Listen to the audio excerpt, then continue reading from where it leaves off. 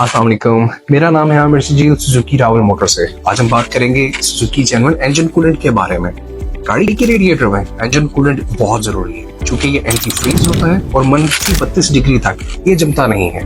इसी तरह गर्मी के मौसम में ये 115 डिग्री तक बॉयल नहीं होता। और सबसे इम्पोर्टेंट चीज ये एंटी रस्ट होता है।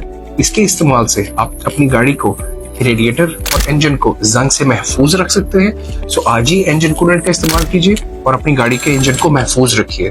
Thank you very much.